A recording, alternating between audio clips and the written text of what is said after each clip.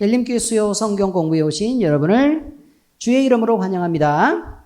자, 성경 나눔은요, 성도들이 살아가면서 겪는 여러 가지 고민들을 우리가 함께 나누는 시간입니다. 우리 모두 참여해서 우리가 가진 고민들을 같이 나누고 또 성경 안에 있는 대답들을 우리가 한번 알아보기로 하는 시간입니다. 오늘 나눔 주제로 넘어가겠습니다. 붉은 십자가 너무 많은 거 아닙니까? 입니다. 붉은 십자가 너무 많은 거 아닙니까? 대충 봐도 알겠죠? 낮에 관한 얘기일까요? 밤에 비추는 걸 얘기일까요? 밤에 한 건물에서 막 십자가가 막 3개씩 있고 막 그런 건물도 있잖아요. 그런 것을 보면서 불편해하는 것입니다. 이제 대한민국의 교회 수는요, 기독교인 숫자에 비해 대단히 많습니다. 5년 전에 놀라지 마세요. 5년 전에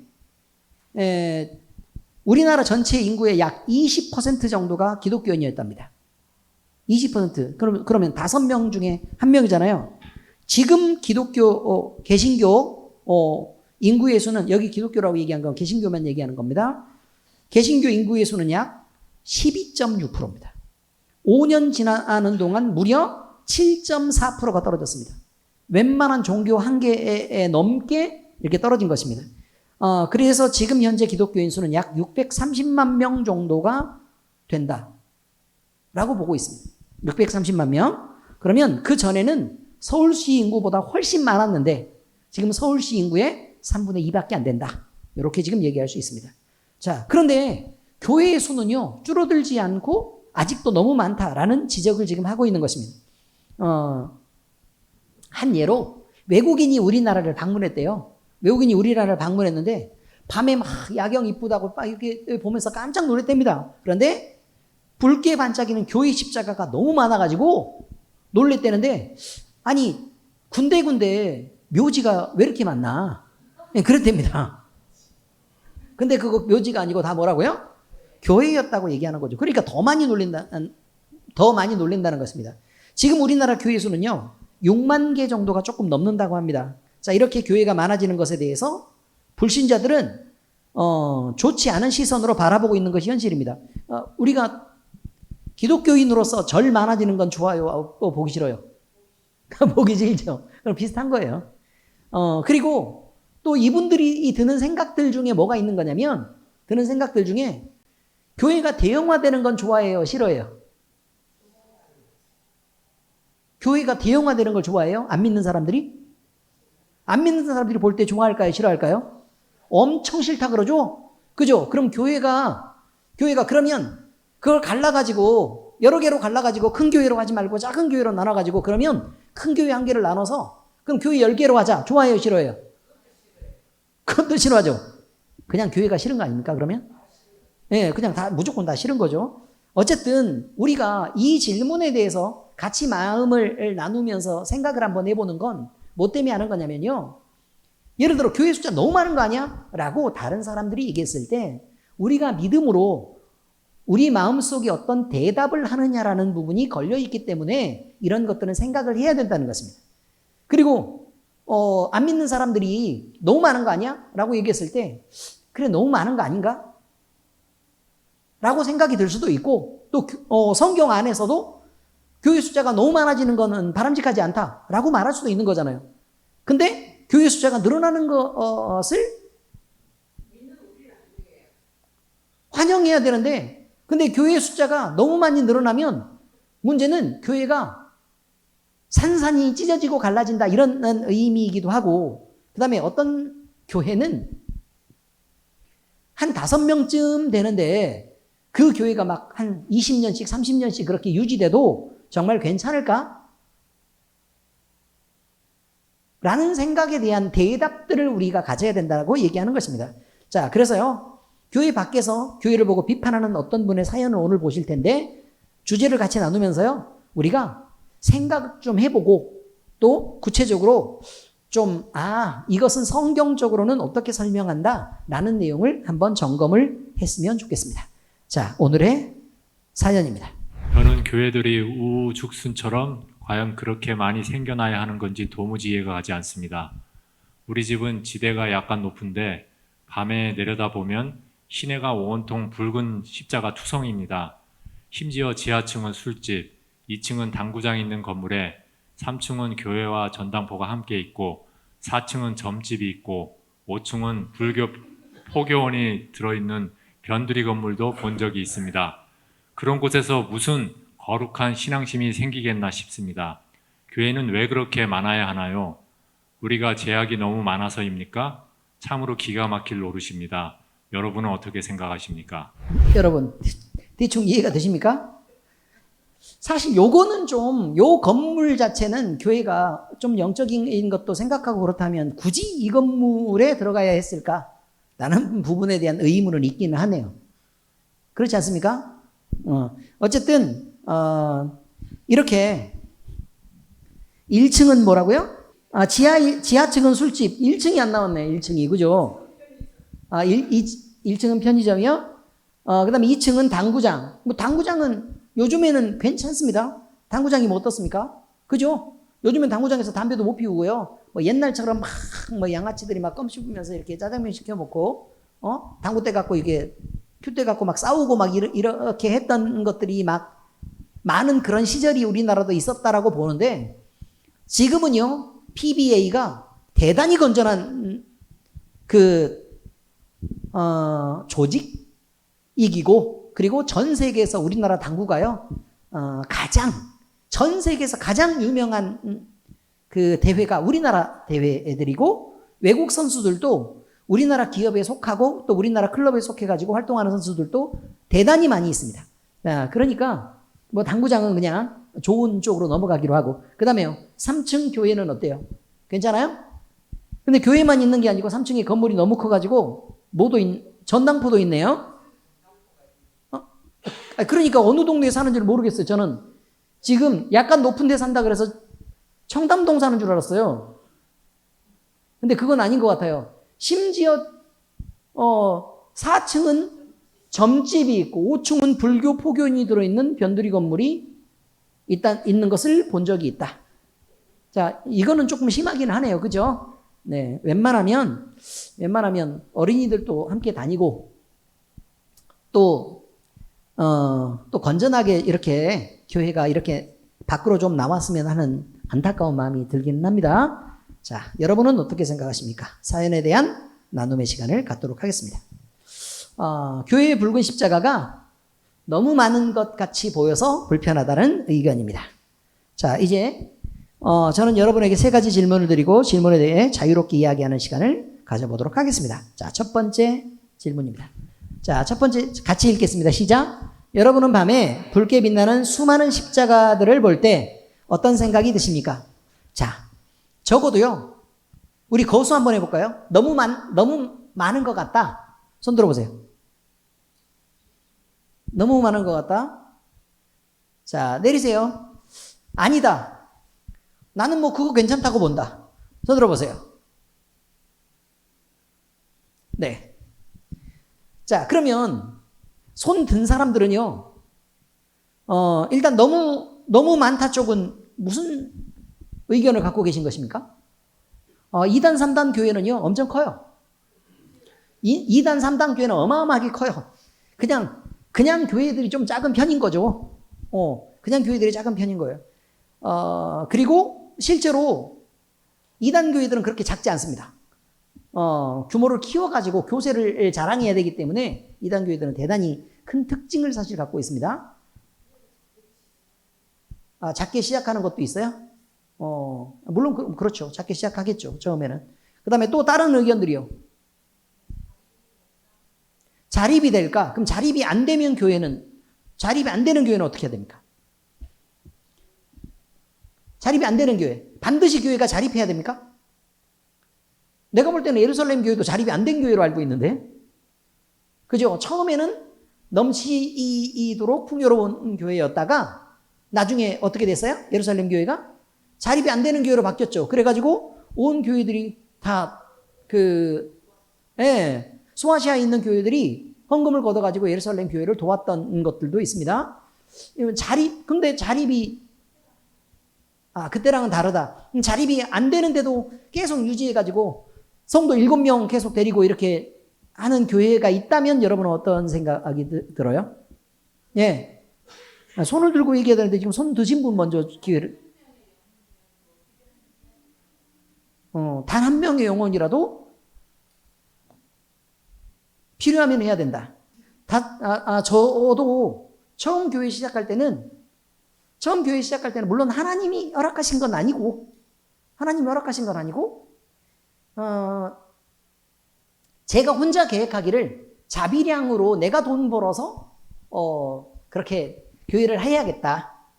그리고 교인들 헌금이 들어오는 부분은 모두 다 구제나 아니면 이런 쪽으로 다 사용을 하고, 그리고 교회에 들어가는 모든 비용은 내가 다 대야겠다라는 생각을 사실 했습니다. 그리고 돈을 잘 벌고 있었기 때문에 그리고 몇 가정 목표라고 그랬죠? 5가정에 숫자 몇 명? 17명까지만 하려고 했습니다. 그런데 무슨 교회 시작하자마자 갑자기 인원이 17명이 넘었어요. 그러니까 17명 넘으면 안 하려고 그랬는데 뭐 교인들을 17명이 넘어가지고 제가 교인들을 많이 쫓아내고 또 다른 교회를 가라라고 많이 보내지 않았겠습니까? 아니 실제로 그랬어요. 초반에. 그렇죠. 강 원사님 쫓아냈어요? 안 쫓아냈어요? 예. 나왔으면 가라. 좀 제발. 그렇게 얘기를 했습니다. 왜냐하면 5가정만 섬기면서 제가 한 가정이 회복이 되면 빼고 다른 가정을 받고 또 회복되면 빼고 다른 가정을 받고 이렇게 하려고 했습니다. 가라는데 안 가요. 그게 어쩔 수 없이 교회가 조금 커진 거 아닙니까? 그냥 그런 사연이 있다. 우리한테는 그런 사연이 있다. 좀 작게 하고 싶은데 잘 안 됐다. 그래가지고 어쩔 수 없이 부흥이 됐다. 그래 성도들 잘 만나서 목사님이 지금 예전 사진 같이 띄워드릴까요? 이렇게 변했고, 네. 지금 얼굴 얘기는 하지 않도록 하죠. 네. 그러실 거예요. 좋고 열이 나겠죠. 그렇죠? 자, 아무튼 그렇습니다. 근데 우리 정 집사님 말도 대단히 중요한 의미를 갖습니다. 대단히 중요한 의미를 가져서 제 개인적으로 생각을 한다면 만약에 다른 사람에게는 위로가 안 되고 꼭 그 목사님한테만 위로가 되는 한 명이 있어요. 그 한 명이 있는데 다른 데는 큰 교회는 이 사람을 챙겨줄 수가 없어. 개인적으로. 그런데 그 목사님은 이 사람을 챙길 수가 있는 거야. 그리고 이 사람한테만 위로를 받고 이 사람이 어쨌든 예수님을 발견하고 성장해가는 과정이 만약에 있다. 근데 하나님은 교회 부흥 안 시키고 맨날 이 사람에게 집중하게 하신다. 그러면 저는 한 사람이라도 그 영혼을 책임지는 일은 목사가 해야 되는 일이라고 생각을 하는 게 맞습니다. 저 지금도 생각도 그냥 그렇습니다. 그래서 교회 규모나 아니면 자립 정도하고는, 자립은 경영에 관한 거고 돈에 관한 거죠. 사실은. 자립이 되는 거하고 안 되는 거하고 뭐 그렇게 큰 의미 있다고 생각하지는 않습니다. 어쨌든 하나님의 뜻대로 서는 교회냐 아니면 그렇지 못한 교회냐가 의미가 있다라고 저는 개인적으로 생각한다 이 말이에요. 그러니까 막 뭐 자립 얘기하고 나니까 또 누구는 속물같이 느껴지는 그런 거 아닙니다, 여러분. 네, 아닙니다. 자, 그 수많은 십자가들이 너무 많다라고 느끼는 최 집사님은 그 느낌적인 느낌이 왜 그런 느낌을 가졌어요? 그냥 그런 생각이 들어서 그 얘기를 한 건데 오히려 그러니까 교회의 정상적인 기능들 말이에요. 그러니까 예배를 드리는 것과 교육하는 것만 목적이 아니잖아요. 그러니까 코이노니아, 서로 친교도 해야 되는데 한 명이 무슨 친교를 하냐고. 그렇죠? 근데 어쨌든 교제도 해야 되고 그 다음에 선교도 해야 되고 구제사업도 해야 되고 여러 가지를 해야 되는데 너무 작은 교회로는 그 기능을 다 할 수가 없지 않냐. 그러니까 너무 많이 찢어지는 거는 사실은 바람직해 보이지는 않는다 라는 의견이고, 그 다음에 또 어떤 부분이 있는가 하면 교회 내에서도요 자꾸 한꺼번에 연합해가지고 같이 일할 수 있는 사람들이 자꾸 찢어지고 이렇게 하면 밖에서 볼 때는 교회가 싸우는 것처럼 보인다는 거예요. 예. 자꾸 싸우고 분열하는 것처럼 보인다는 것입니다. 그래서 각각의 지교회들이 이렇게 있으면 교회가 원래 하나여야 되는데 그 하나라고 안 보이고 막 교파도 막 너무 많고 그 다음에 교회들끼리도 막 이게 서로 경쟁하는 것처럼 보이고 하는 그런 것들이 좋아 보이지 않는다고 지금 얘기하는 겁니다. 일단 첫 번째 내용들은 이쯤에서 넘어가도록 하겠습니다. 괜찮습니까? 다음으로 갑니다. 자, 두 번째 같이 읽겠습니다. 시작. 지금 코로나 팬데믹 이후에 성도 수가 급격히 감소하고 있답니다. 그런데 교회가 이렇게 많을 필요가 있을까요? 자, 이것도 지금 우리가 앞에서 이 얘기를 너무 많이 했기 때문에 적당한 대답이 좀 나와 있기는 한 것처럼 보입니다. 그죠? 코로나 팬데믹 이후에 성도가 급격히 감소하게 됩니다. 근데 문제는 인구의 감소에 비례해서 감소하는 게 아니고요. 개신교 교회들 말이죠. 그 교회가 20% 정도였다가 20.3% 뭐 이렇게 냈었다가요. 그 다음에 몇 년이 지난 이후에 보니까 12.7% 지금 이렇게 줄어들었다는 거예요. 12.7%. 그러면 과연 이것에 대해서는 우리는 어떻게 생각할까라는 것입니다. 자, 왜 그랬을까요? 왜?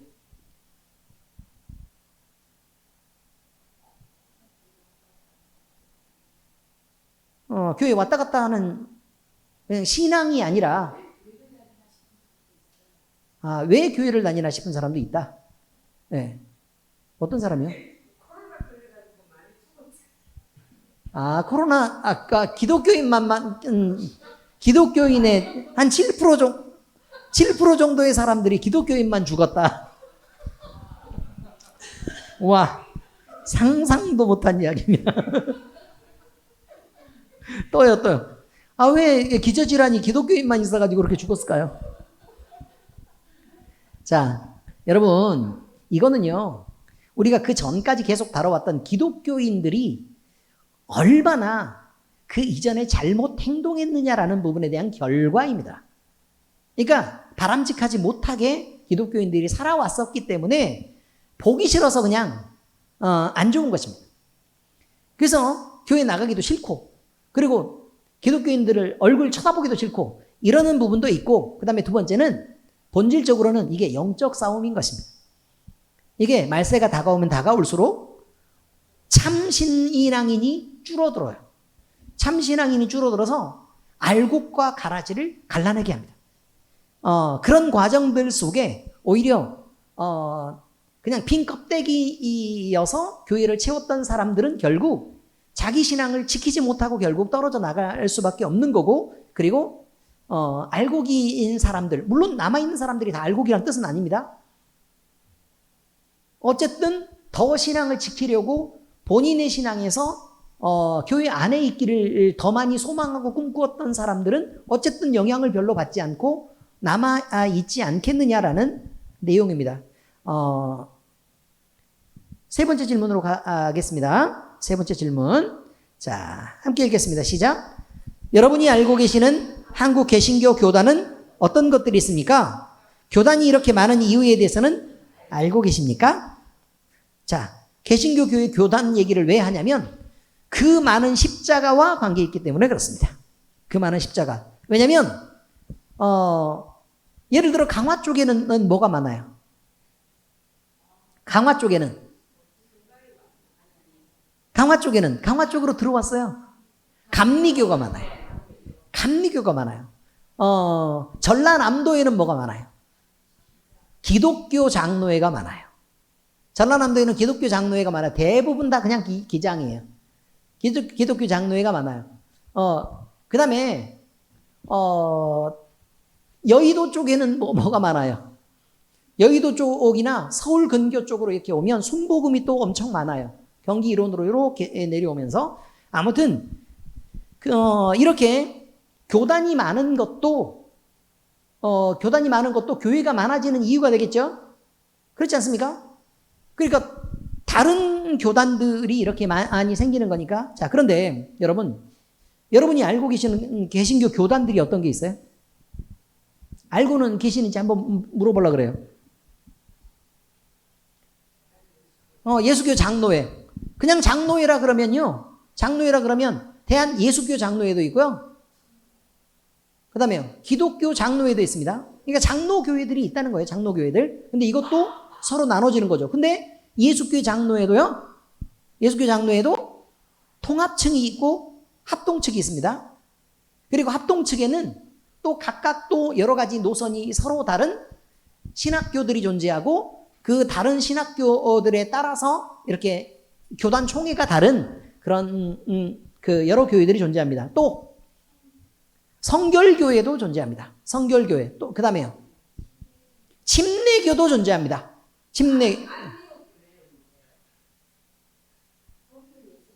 대한예수교 장로, 그 안디옥 교회는 안디옥 교회 이름이 엄청 많아요.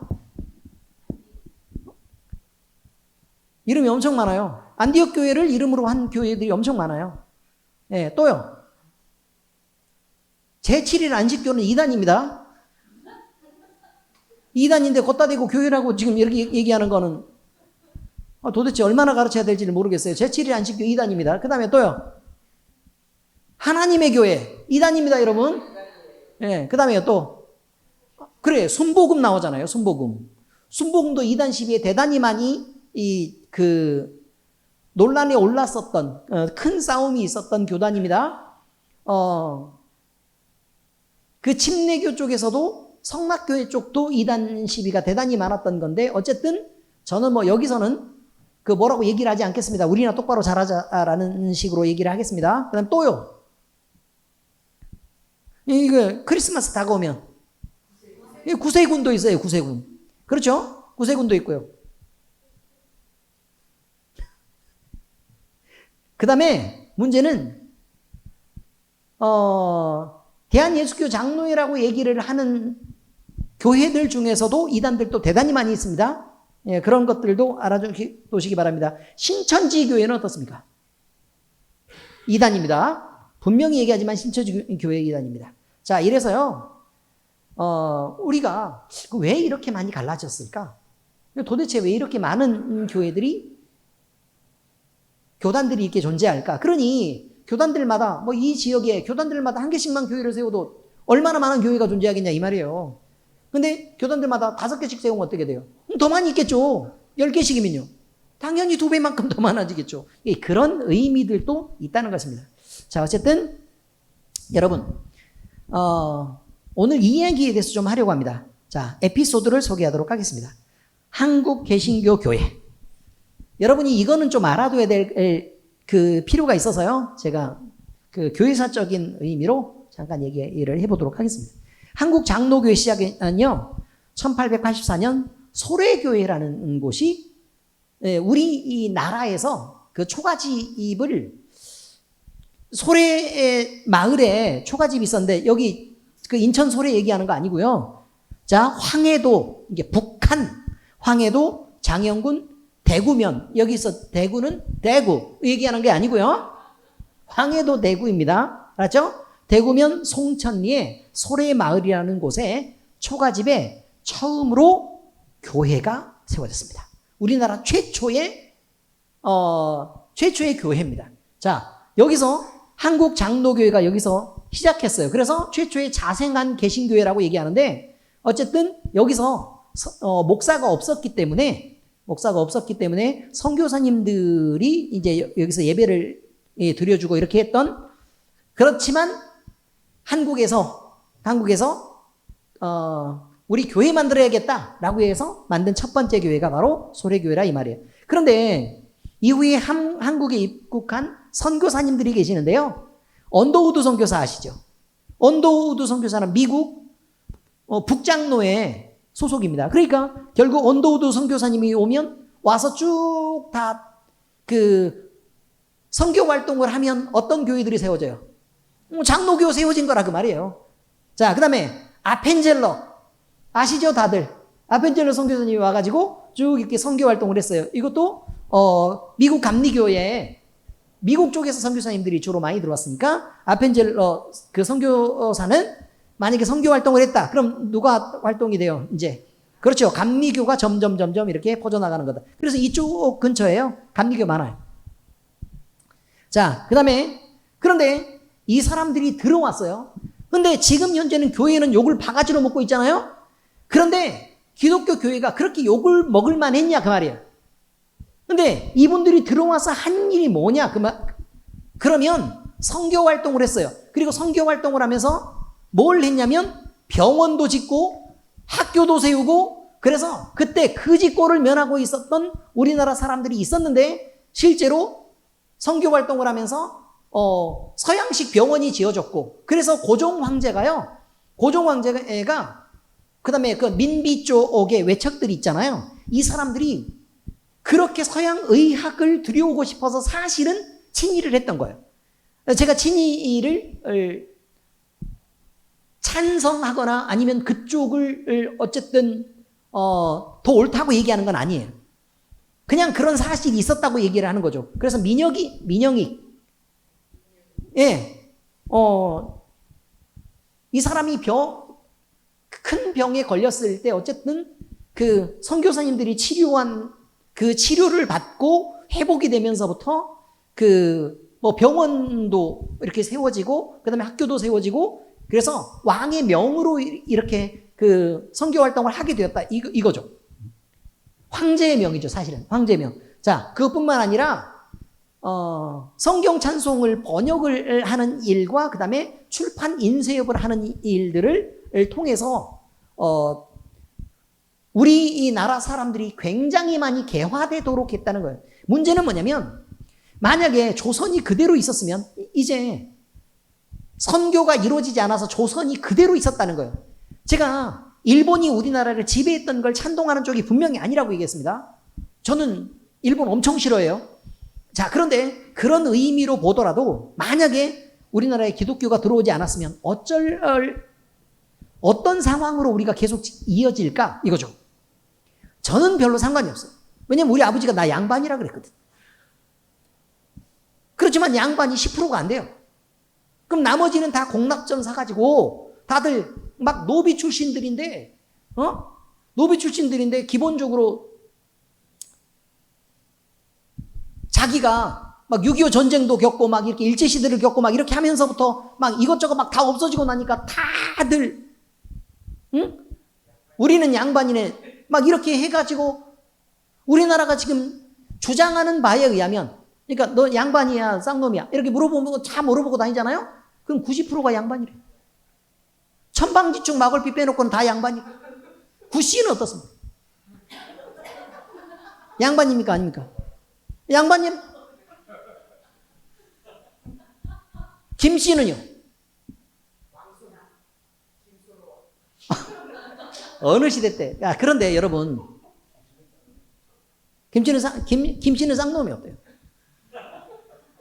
대박 사건입니다. 우리나라 김씨가 그렇게 많은데 김씨 다 합하면 김씨 씨는 다 왕족이고 양반이었던 거죠. 보세요. 김이박은 다 왕족인 거 맞잖아요. 저는 박씨니까. 아, 김씨 씨, 박씨, 정씨까지는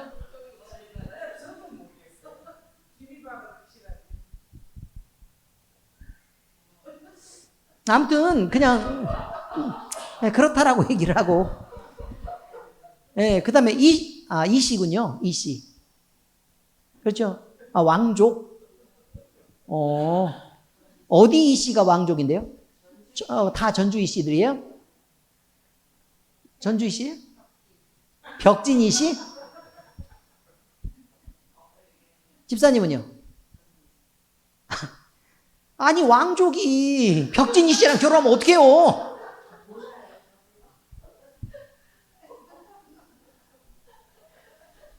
아무튼 그렇습니다. 여러분, 출판이 없었으면 우리나라 교육이 됐을까요?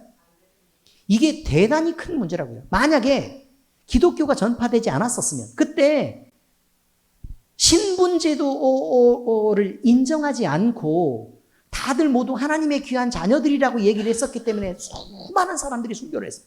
아시지 않습니까? 그렇게 해서 개화되지 않았으면 여러분은 다 노비입니다. 제가 볼 때는 근육 구조상 DNA 자체가 다 노비예요. 내가 볼 때는 이보영 지사님 빼고는 나머지는 노비입니다. 저도 이 일에 특화되어 있고 우리 김종철 장로님도 김씨지만 예? 일 잘하는 걸로 보면 분명히 노비입니다. 아무튼 이렇다고요.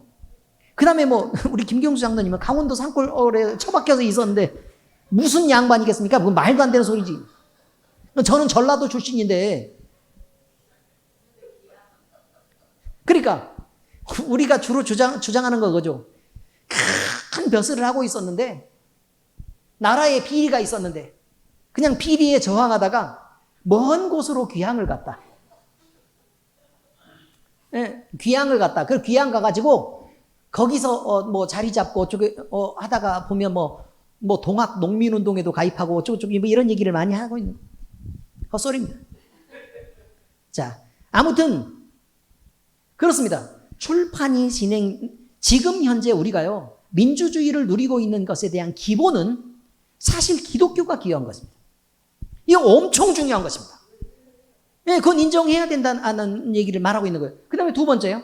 출판 사업이 진행되지 않았으면 한글이 여러분에게 그렇게 자유롭게까지 우리나라가 문맹률이 그렇게까지 없어지지 않았을 것입니다. 이것도 인정해야 됩니다. 그리고 학교보다 교회에서 교육이 훨씬 많이 진행됐습니다. 그리고 교회 학교, 주일학교가요 꼭 사탕만 뭐 먹으러 갔어요? 우유, 그 다음에요 빵, 사탕 이런 거 먹으러 갔지만 결국 거기서 진행됐던 교육이라는 게 있었고 그 다음에 학교도 세웠고 의료, 현대식 병원도 있었고 그냥 그랬는데 그거를 조금만 더 넘겨보면 이렇습니다.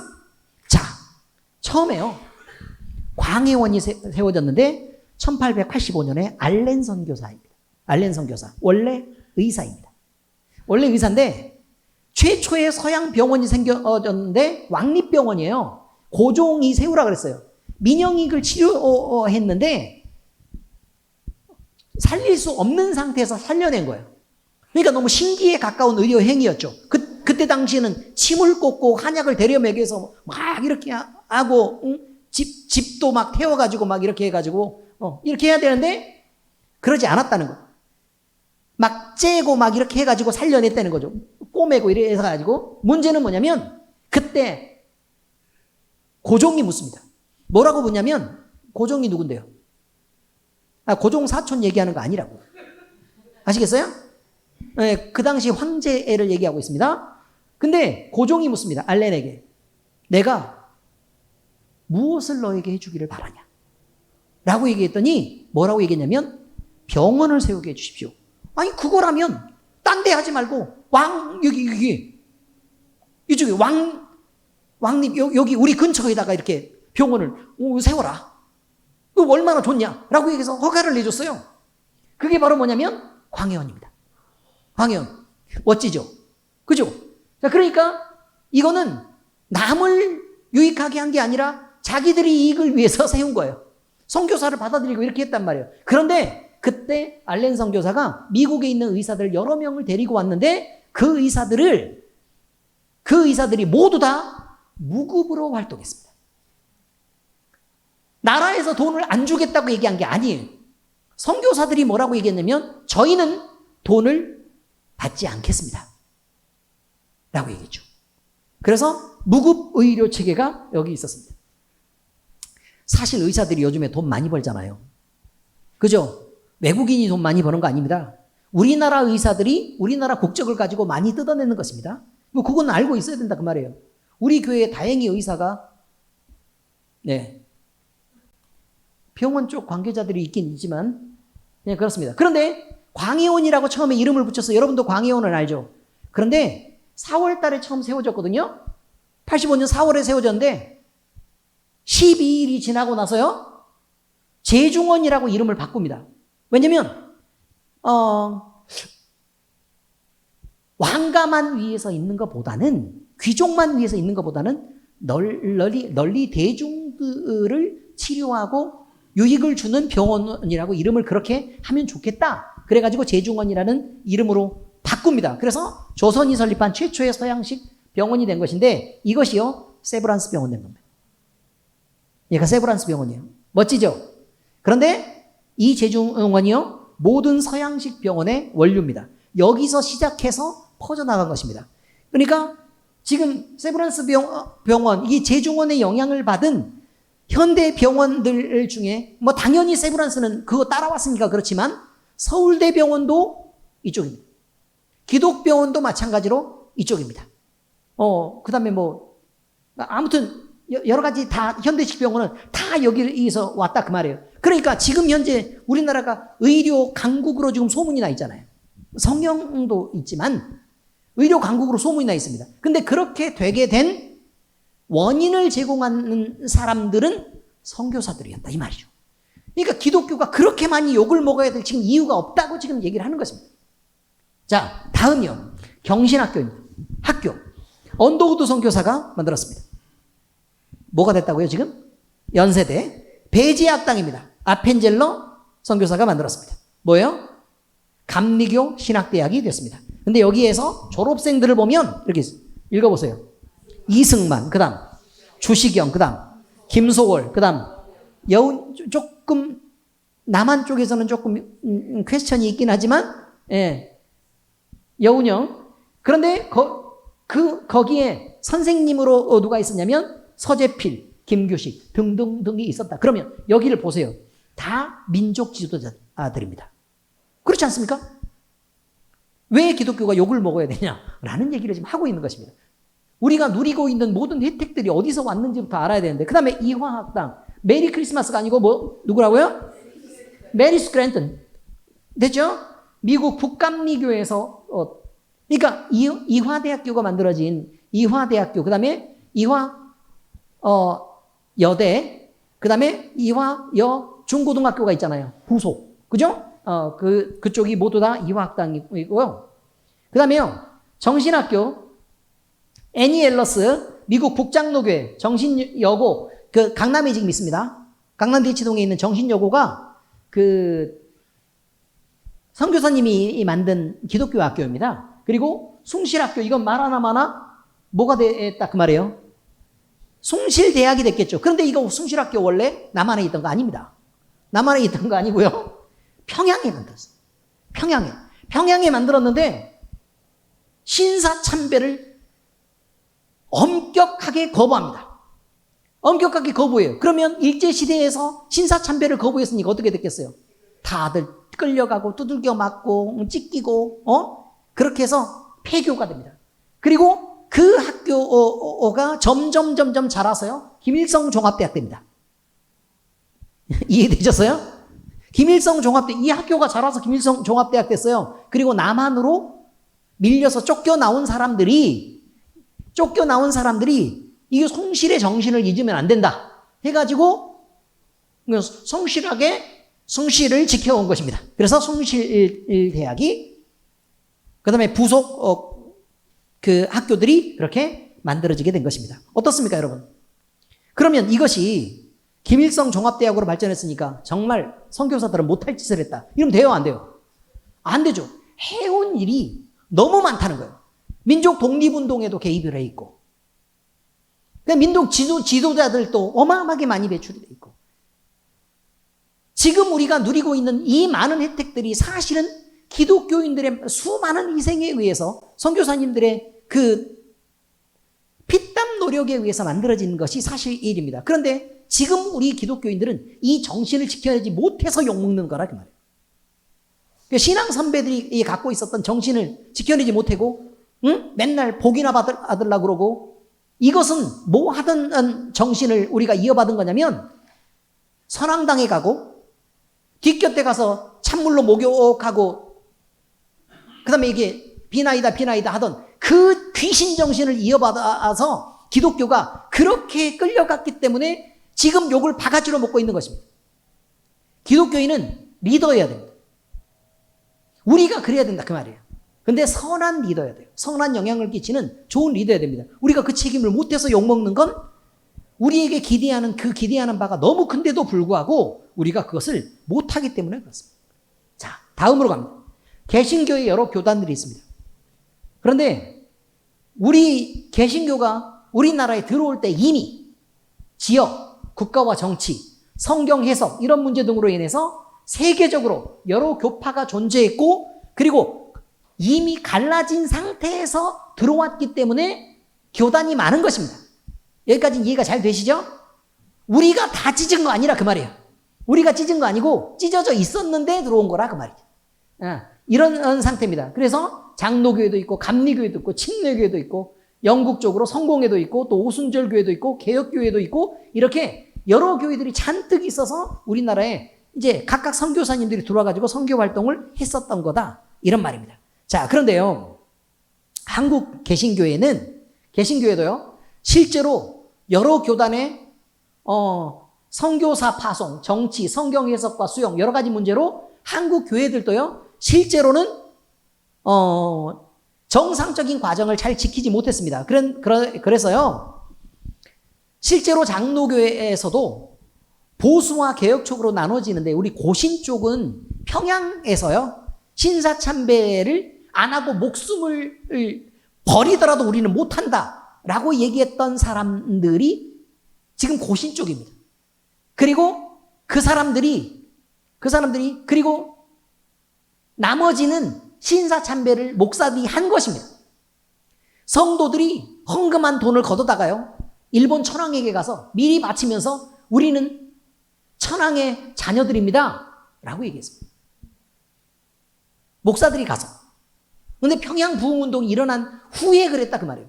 그러니까 얼마나 비참한 일이냐 이 말이죠. 그래서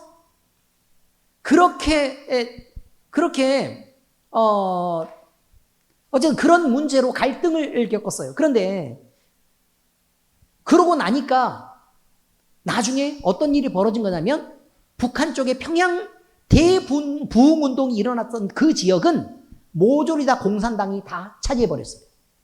하나님이 그걸 허락하지 않았다 그 말이에요. 부흥운동이 일어났는데도 불구하고 그것을 지키지 못하고 하나님을 배신한 일에 대해서 결과를 받아서 지금 북한이 그 꼴이 된 것입니다. 그런데 신사참배를 안 했던 후예들은 부산 쪽으로 내려와서 고신인이 있고요. 그 다음에 신사참배를 했던 사람들도 내려왔겠죠. 원래 우리나라 이 기독교는요, 대부분 다 북한 쪽에서 내려온 겁니다. 북한 쪽에 내려온 거예요. 뭐, 감리교 쪽은 좀 그렇지만, 장로교 쪽은 북한 쪽에서 온 것입니다. 근데 문제는 이게 내려왔어요. 내려와가지고요, 처절하게 회개를 한 것입니다. 하나님, 우리가 지켜야 될 하나님을 지키지 못하고 신사참배를 했습니다. 그건 우리의 잘못입니다. 라고 인정을 한 거예요. 그 인정을 하고 우리는 다시는 그렇게 가지 않겠습니다. 라고 얘기한 게 대한예수교 장로회라 그 말이에요. 여기까지 이해가 되셨죠? 자, 그랬는데 이제 WCC 지원을 받느냐 안 받느냐라는 문제가 있는데 원래 WCC 이제 이쪽으로 얘기하면 이제 복잡해지니까 어쨌든 통합과 합동으로 그래서 또 나눠지게 됩니다. 그래서 우리는 지금 현재 합동 측인데 WCC의 지원을 거부하는 쪽의 교회고 그리고 그 WCC라는 게 뭐냐면 지금 현재 뉴에이지 무브먼트요. 뉴에이지 운동을 하고 있는데 부처나 예수님이나 공자나 다 같이 그 뭐라고 얘기를 하죠?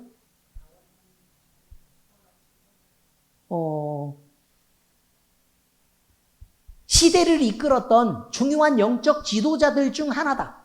이렇게 보는 시각입니다. 그 예수님도 구원자가 아닌 거죠. 그리고 각자 구원을 얘기하게 하고 그 구원 모두 다 인정해 주기로 하자라고 얘기하는 게 통합측입니다. 그래가지고 저 통합측 교회에서는 불교하고 함께 행사 많이 하는 거 알죠? 불교하고 함께 행사하는데 저번에 이번 부활주일 때 제가 얘기를 했잖아요. 부활주일 때 절에서요 예수제를 했다고. 예수제.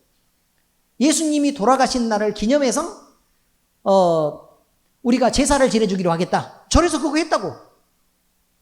통합적 교회에서도요 석가탄신 이런 거 있잖아요. 그죠? 그러면 그 날이 되면 다 교회에서 축전 보내요. 이렇게 하는 거죠. 그러면 사람들이 볼 때는 야, 열린 마음으로 다들 이렇게 다들 모두 다 예수님은 평화주의자니까 화평하러 왔구나 라고 그렇게 인정하는 사람들, 이 사람들이 불신자고 그냥 그런 거죠. 그 사람들 옳다고 얘기하겠지만 우리 합동 측은 그게 아니라 그 말이에요. 오직 이 구원자는 누구밖에 없다? 예수님 한 분밖에 없다. 왜냐하면 하나님의 아들로 오셔서 온전한 죄를 대속하기 위해서 죄를 대속할 자격이 있으신 분은 예수님 한 분밖에 없기 때문이다 라고 얘기하는 그런 싸움이 있었던 거예요. 그럼 여러분, 예수님이 유일한 구원자라고 얘기하고, 아니면 이 사람 저 사람 다 그냥 영적인 지도자들로 다 이렇게 인정하자, 달라이라마도 구원 있다고 얘기하자 라고 인정하는 것과 어떻게 같이 갑니까? 같이 못 가기 때문에 이런 것들 때문에 갈라지게 됐다는 거예요. 무슨 의미인지 아시겠죠? 네, 그런 것들이 있었습니다. 자, 그 다음에 감리교도요, 감독을 선호하는 감독을 뽑는, 감독 선출하는 거 있잖아요. 감독 선출하는 것 때문에 사실 감리교도 갈라졌고, 또 성결교도 또 한 세 개로 갈라졌고, 침례교도 성경의 해석 문제로 또 갈라졌어. 침례교도 갈라지고. 자, 이렇게 해서 여러 가지가 갈라지게 됐다는 거예요. 그런데 문제는 뭐냐면, 이것이 다 나쁜 것이냐? 성경을 한번 읽어볼까요? 성경을 읽어보면 이렇습니다. 빌립보서 1장 15절에서 18절. 어떤 이들은 투기와 분쟁으로, 어떤 이들은 착한 뜻으로 그리스도를 전파하나니, 이들은 내가 복음을 변증하기 위하여 세우심을 받은 줄 알고 사랑으로 하나, 그들은 나의 매임에 괴로움을 더하게 할 줄로 생각하여 순수하지 못하게 다툼으로 그리스도를 전파하느니라. 사도 바울이 얘기하기를, 사도 바울이 생각한 그 뜻을 따르기 위해서 전도에서 자기들의 세력을 키우려고 예수 그리스도를 전파하는 사람도 있었지만, 그런데 사도 바울, 저 보기 싫어, 그렇게 얘기하면서 우리는 빨리 전도해가지고 세력을 키워가지고, 우리 세력을 키워가지고 얼른 교회에서 큰 세력으로 이렇게 그렇게 주류로 자리를 잡자라고 생각하는 질투하는 마음에서 그리스도를 전파했다는 거예요. 그런데 그러면 무엇이냐? 거칠애로 하나 참으로 하나 무슨 방도로 하든지 전파되는 것은 그리스도니 이로써 나는 기뻐하고 또한 기뻐하리라. 그 중에서 위에 있는 사람들이야 정치적인 싸움 때문에 그렇게 갈릴 수도 있고, 그다음 미움이나 다툼으로 그렇게 해서 할 수 있지만, 전도를 받은 사람들의 맨 아래에는 결국은 예수 그리스도를 들을 수 있는 기회가 생긴 거 아니냐 그 말이에요. 그러니 예수 그리스도를 어느 누군가라도 듣고 구원받을 수 있다면 사도 바울은 내가 그것으로 너무 기쁜 일이 아니냐라고 얘기하고 있는 거예요. 나를 적대시하는 사람들이 전도를 하든 내 편을 드는 사람들이 전도하든 그것은 난 중요하지 않다. 그냥 예수님이 그리스도라는 것을 사람들이 알고 구원만 받으면 된다라고 생각했던 거예요. 자, 이런 내용들이 쭉 있었다는 거예요. 자, 그래서 대한예수교 그러니까 교회가 너무 나눠지는 것은 그렇게 민감하게 생각할 일이 아니에요. 왜냐하면 교회가 나눠지는 것은 얼마 간으로 보면 정치적인 일일 수 있다는 거예요.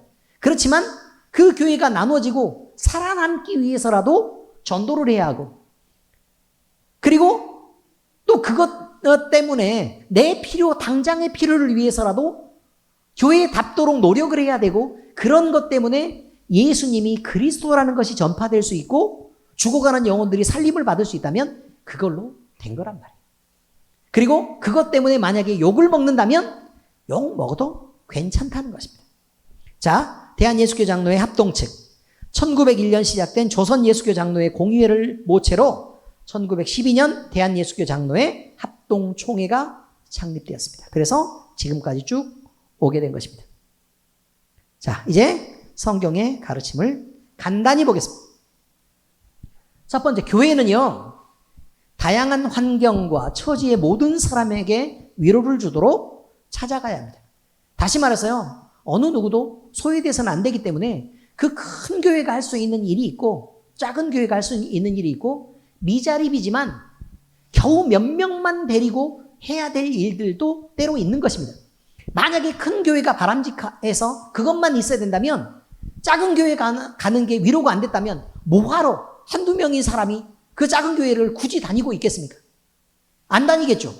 의미를 이해하시겠죠? 그러기 위해서 많은 수가 모이는 큰 교회도 필요한 것은 맞지만, 왜냐하면 큰 교회가 있으면 십자가 개수가 줄어들겠죠. 사람들이 생각하는 빨간 십자가가 줄어들 거 아닙니까? 큰 교회가 여기 있으면. 그런데 적은 숫자가 모이는 작은 교회들도 반드시 필요해서 하나님이 이들을 사용하고 있는 부분도 있다라는 것을 우리는 기억해야 될 것입니다. 그러므로 교회와 성도는 사람의 눈보다 하나님 보시기에 옳게 행동해야 됩니다. 우리가 참 목사냐, 참 그리스도인이냐가 더 중요한 것입니다.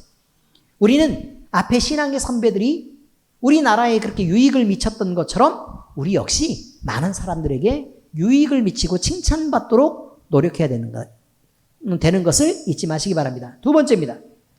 교회에 너무 많은 분열은 어쨌든 전도할 때는 조금 더 유리하게 될지는 모르지만 밖으로는 경쟁과 싸움으로 비춰질 수 있습니다. 얼마든지 그럴 수 있습니다.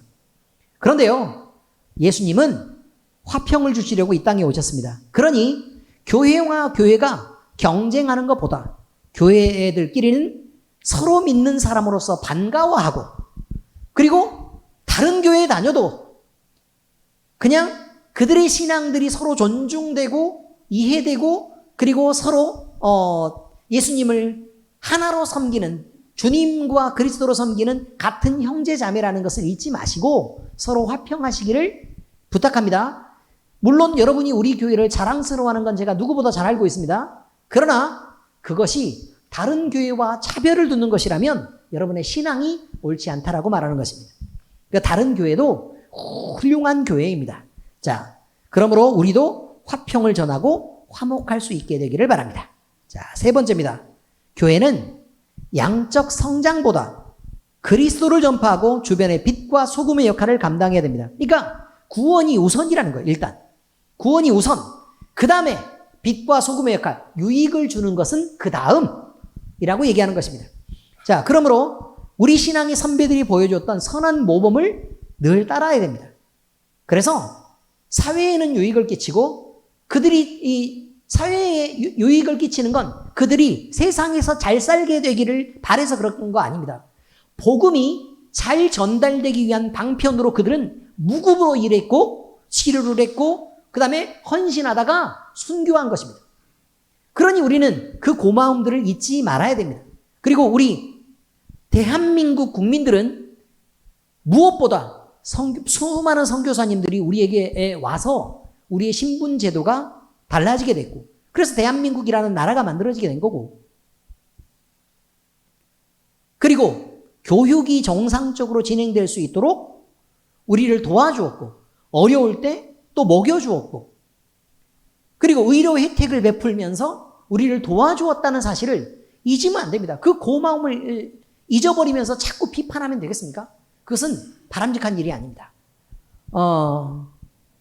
여러분, 그러므로 우리가 먼저 그리스도를 아는 모범이 되어야 된다. 수많은 선교사님들과 그리고 예수 그리스도를 본받아서 우리가 늘 하나님께 영광이 되는 삶, 그리고 주님을 예배할 때 우리가 살아가는 삶의 열매가 부끄럽지 않은 삶을 그렇게 살아내야 된다는 것을 우리는 늘 잊지 않기를 바랍니다. 결론을 정리하겠습니다. 첫 번째, 교회는 다양한 환경과 처지의 모든 사람을 포용할 수 있도록, 그 위로를 전할 수 있도록 찾아가야 됩니다. 그러므로 우리는 큰 교회도 필요하고 작은 교회도 필요하다는 것입니다. 두 번째, 교회에 너무 많은 분열은 경쟁과 싸움으로 비춰질 수 있습니다. 그러므로 늘 싸우고 경쟁하는 것보다는 서로 화평하고 서로 인정하고 서로 존중하기를 바랍니다. 자, 세 번째, 교회는 양적 성장보다 그리스도를 전파하고 주변의 빛과 소금의 역할을 감당해야 됩니다. 우리에게 보여준 주님의 선한 모범이 있고, 또 우리를 찾아왔던 선교사님들의 선한 모범이 있고, 또 신앙 선배들의 좋은 모범이 있다는 것을 잊지 마시고, 우리가 우리 자신을 위해서 사는 것들은 조금 접어놓으시고 그리스도인으로 살 때 다른 사람에게 유익을 주고 또 남들에게 많은 것들을 베풀어주는 그런 삶들을, 그런 풍요의 삶들을 살아낼 수 있기를 바랍니다. 자, 성경은요, 모든 인간이 죄인이면서 죄와 그 영향 그리고 그 왜곡 속에 살고 있다고 말합니다. 성도는 성경의 바른 진리 안으로 돌아와야 합니다. 우리 모두 가슴에 손을 얹으시기 바랍니다. 그리고 우리와 함께 계시고 우리 안에 역사하시는 우리 주님을 느끼시기 바랍니다. 스스로 살아계신 하나님은 우리에게 자기를 나타내실 것입니다. 기도하겠습니다. 하나님 아버지, 감사합니다. 우리 하나님께서 우리나라에 말할 수 없는 큰 은혜를 주시기 위해 많은 선교사님들을 파송해 주셨고, 그들이 우리에게 와서 보여준 신앙의 모범과 그리고 많은 유익들은 우리를 살려내기에 충분했고, 또 우리가 하나님 안에 머물면서 배울 수 있는 모범을 보여주기에 충분했다는 것을 우리는 이제 알게 되었습니다. 아버지 하나님, 신앙의 선배들이 예수 그리스도를 닮아서 보여왔던 그 신앙의 모범들을 우리가 배우게 하시고, 겨우 그리스도인으로 살면서도 나밖에 모르고 사는 그런 삶을 살지 않게 하시고, 많은 사람들을 먼저 구원하는 일에 신경 쓰고, 그리고 우리가 다른 사람들에게 많은 유익을 전하고 또 칭찬이 되는 귀한 그리스도인으로 살아갈 수 있도록 주께서 우리를 붙잡아 주시옵소서. 그리고 우리 엘림교회가 반드시 이 일을 해내게 도와주시고, 우리 모두가 이 모든 일 중 어떤 하나에 반드시 헌신할 수 있도록 주여 우리를 결단하게 하시옵소서. 살아계신 우리 주 예수 그리스도의 이름으로 감사하며 기도합니다. 아멘.